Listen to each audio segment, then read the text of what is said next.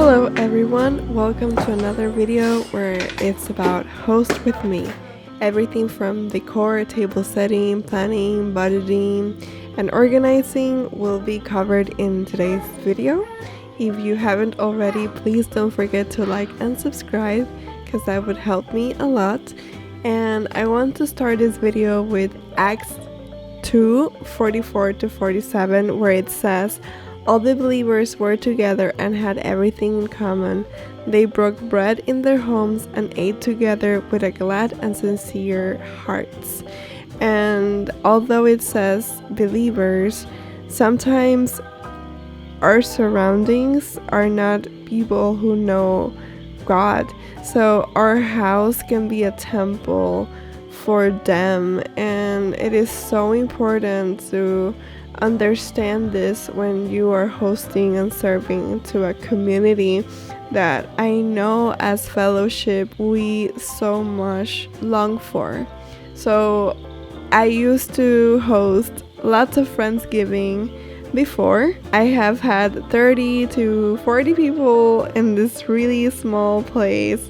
It was very fun, but when my husband and I got married, I believe we had a time to be set apart, and it lasted 2 years, so I did not host anything. I did not have Friendsgiving because it was a time for God to build our foundation and trust in God, and it was a time to be revealed now. So it is our time to start hosting. So I want to begin with the how-to. And let's see it this way. Planning is like writing the recipe, and organizing is like gathering the ingredients and kitchen tools so you can cook. So the planning, it is basically the what and why. It is about deciding what needs to be done and why it needs to be done and how you're going to approach it. What type of dinner or brunch party is it? Is it casual? Is it themed? Is it formal? Are they going to be children, or they're just going to be mothers? Or are they going to be more marriages? Like, I'll getting to know the theme, who's coming, what food will be served. I want to point out that everyone's needs need to be covered, and to be intentional with who's coming, it's such a crucial part. Are there any allergies? Are there any specifics that we need to know before setting out the menu? What's the purpose of this gathering, and what's the budget? For our budgeting, I know that sometimes living in a single income can be such a hard thing to do, but like in Proverbs 15:17 it says, better a small serving of vegetables with love than a fattened calf with hatred. So some tips that we can do is keeping the menu simple and basically everything homemade. A simple way to do this is having what pot meals. Pastas, for example, are crowd pleasing and low cost, and we're going to be doing a lasagna, making bread or something from scratch, and it is, first of all, inexpensive, and second, it is very thoughtful. Let them bring something. I love to do the pickups from Walmart to get things very fast and just pick up, and that's it.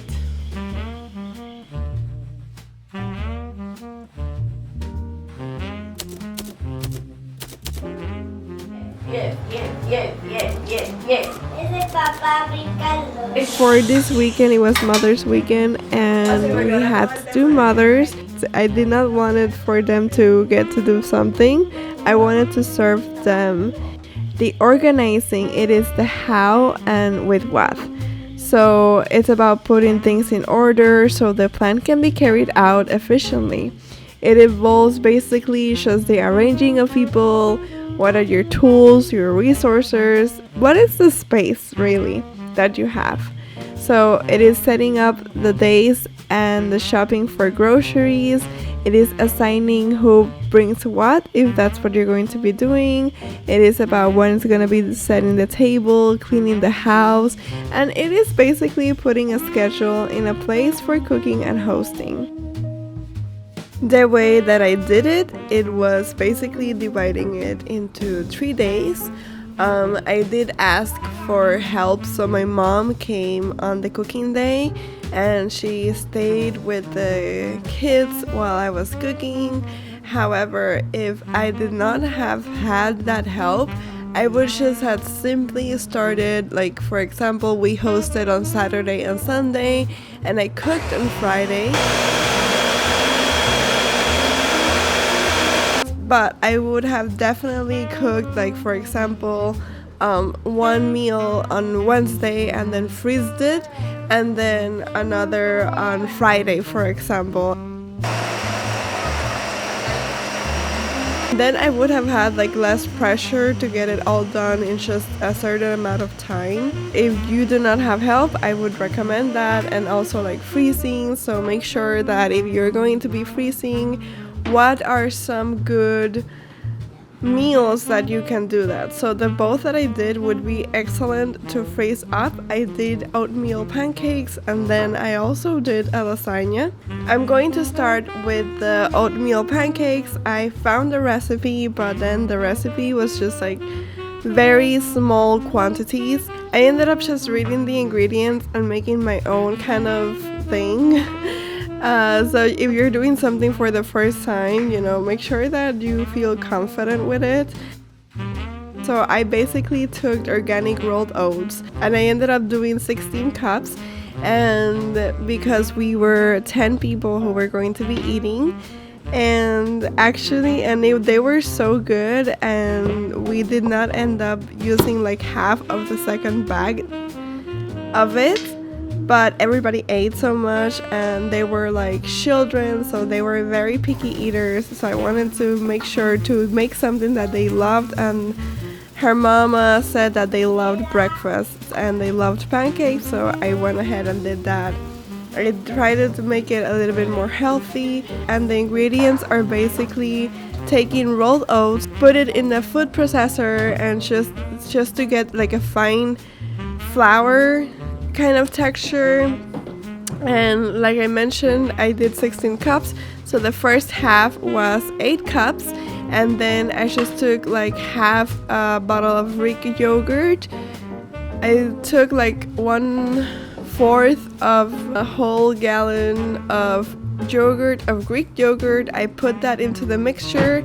I added vanilla extract, I added a little bit of salt, and I also added baking powder so they would be like fluffy. And then I cooked them on coconut oil, but the key is to not put so much coconut oil. The key is to put like just really little, and I cooked on cast iron and they turned out so good. They actually cook really easy, especially because the cast iron just kind of like maintains the heat. And if you need more exact details, do not worry, because everything is down in the description box. Just make sure that you read it, because I will be listing everything that I use and the process of it. Just make sure to read that and just know that it will be there. So having a huge stainless steel mixing box also made a huge difference into making it more easier to make it. Once I started to get the hang of that, I took the lasagna pasta and I just started to boil it. I let that in the pot while I kept doing like the meat, and into the meat I just added a little bit of cumin, a little bit of salt, pepper, and it's just a bit of oil, and then I added a little bit of grape oil. I usually make my sauce from scratch, but because I had other things going on, I just basically used the Rao's Alfredo sauce, and this was pretty easy. I love making lasagna. Lasagna is it's something that everybody loves, and that it actually can last so much. Like it's really fulfilling, so I love that. So we were going to be 7 on that day, and I basically took like half a pack of meat from Costco, like ground beef, and I basically did that. And For the pasta, building it up, I basically put a little bit of sauce and oil on the bottom, so for when putting it into the oven it would just not stick to the cast iron. So then after that I took the pasta slices and I put that vertically, then I added a little bit of sauce, then I added my meat, and then I just added the cheese. And for this time I used 3 cheese mix from Costco, but it was because I already had it. But again, in the budget, just make sure that you stay on the budget. That is so important when you are hosting, because I know like the details and stuff can be really important for some people, but just to stick to the budget, because we want to be wise with our money and we want to have a good time. So to not put more than it needs to be, so after I added the cheese, then I just repeated for the 3 more times, and then I just basically started cooking everything together.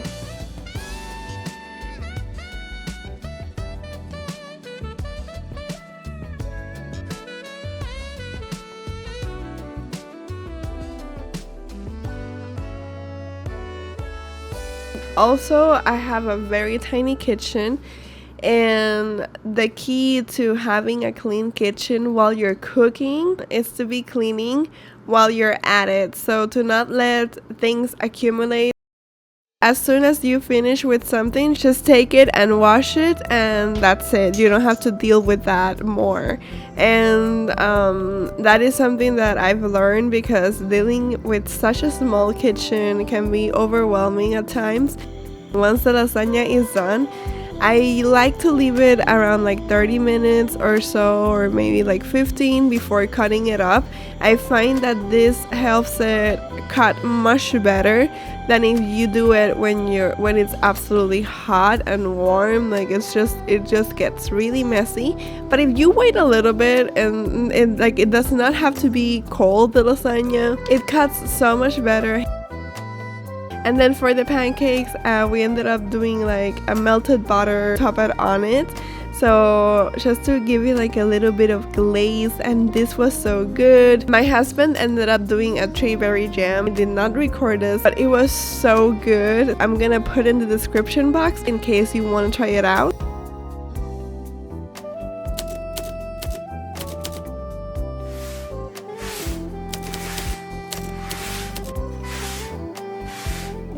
It is gathering day, and this one is very close to my heart because setting the table has so much meaning, not only because of who are the people that you're inviting, but also because of the story of Jesus. And I want to talk about Luke 13:29, where it says, "People will come from east and west and from north and south and recline at the table in the kingdom of God."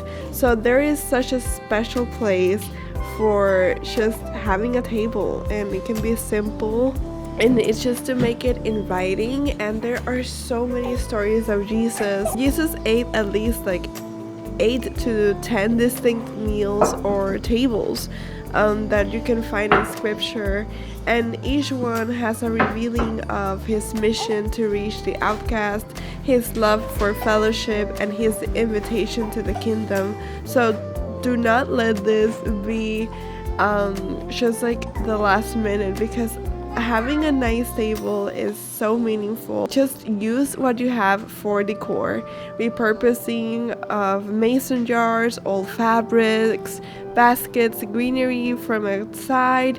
I did not want to spend money on having a bouquet of flowers, so I just basically got a plant that I had outside, put it in a terracotta plant, and just basically use that up.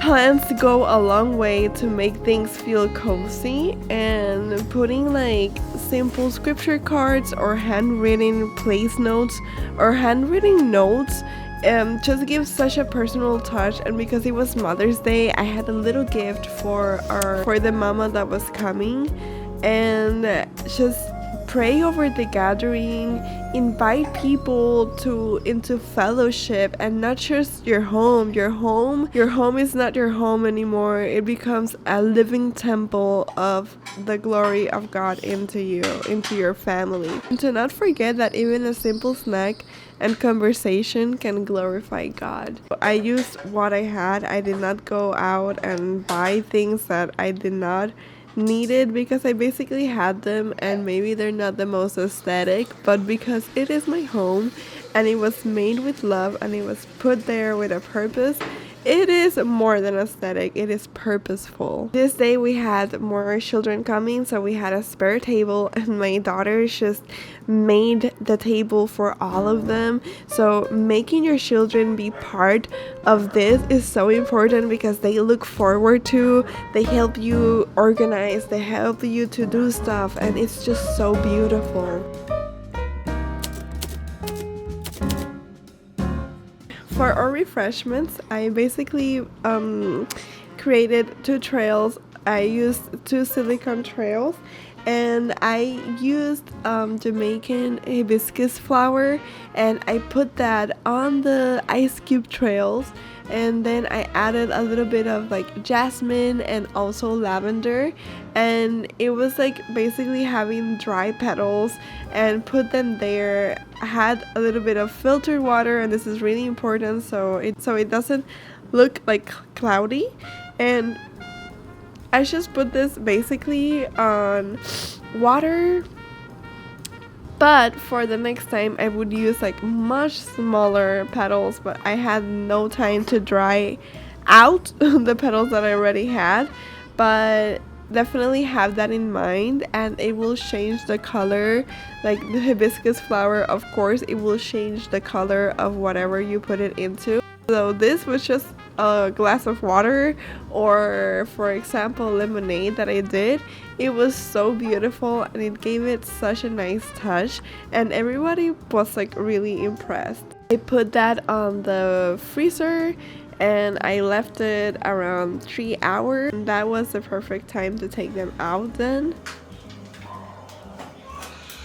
My husband ended up doing a lemonade, and then this time of recording I left the house to buy a plant from a guy that travels the island and is not always in my area, so that was the day that he was going to be there, and I just went there and got my first alocasia and lemon eureka plants. So I have no idea what exactly happened with this recipe, but I'm going to put it in the description down below. I wanted to do like a herbal lemonade, because I thought it would combine so well with the pancakes that were going to be sweet. So I did not want it to be more sweeter. So I know that he first made the lemon juice straight out of the this is actually lime, but you can use lime or lemons. For us, lime is much more cheaper, so we just extracted those juices, and then we used cucumber, and he basically strained it to make a cucumber juice, and he used that for later on making the lemonades. He is very known for making such good lemonades, and I was like, we cannot go this. And since we live in an island, it gets so hot where I live, so having refreshments that can be suitable for where you are is such an important note to have. So if you are in a much more colder climate, so having like teas or having coffees or having just like warm drinks or maybe a golden milk can be suitable for what you need. So after having the cucumber and lemon, we did use honey. We usually use agave, but for today we just had honey, and that was like staying in the budget.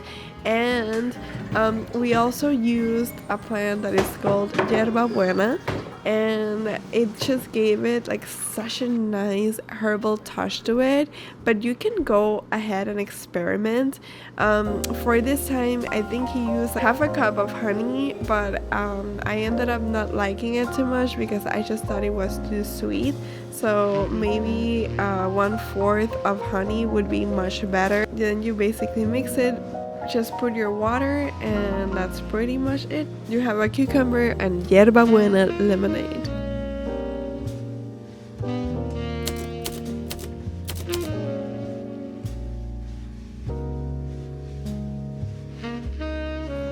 Intentional and fun. How can we make hosting a very beautiful place for people to come and just take away their minds from their own problems and situations? I think that when we're opening up the doors of our home, we need to know, as I said in the beginning, what is the purpose of what we want. So for example, on the first day that we hosted, which was the pancake day, we wanted to basically get to know each other more. It was another family, and we just wanted to know more about them, make it fun. And I have a book that is basically recipes and dynamics that you can do for hosting groups of people. There was a dynamic that I really loved, which it was basically lots of questions of, for example, what's your favorite color? If you would be a color, what color would you be? What did you want it to do when you were? What did you want it to be when you were little? And things like that. And it was just like really fun questions. And then there were like bits of deep ones into it. So not only did it break the ice, but it opened up this whole new door of just speaking and having more intimacy into connecting. Even if you have like older children, they could also participate if they wanted. And I took my oldest and she helped me out with just setting up everything and folding it and putting it into the vase. So then the vase, we would just move it and pass it along. And the fun thing was that in some questions, like everybody wanted to answer. So it was really nice to just have like that participation, and then that opened the doors for other conversations that were so fulfilling. And you can customize this if you have a theme about study Bible, or you have a theme about affirmations for mothers, and if you have a theme for connecting with your children and making stronger ties between them, then you can customize like any dynamic or activity that you might have. And I love people who are so creative with this, because I think that's such a talent and gift from the Lord, and to be able to steward that into making people feel more comfortable, it's such a blessing. To end up everything, I basically took some essential oils and I put, like that day was a rainy day, so I took like a few scents of woodsy and citrus to make it feel much more in ambience.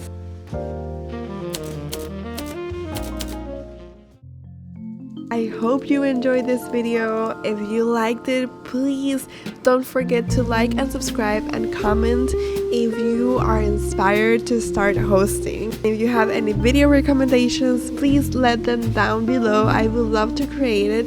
Thank you so much for watching, and I'll see you on the next video.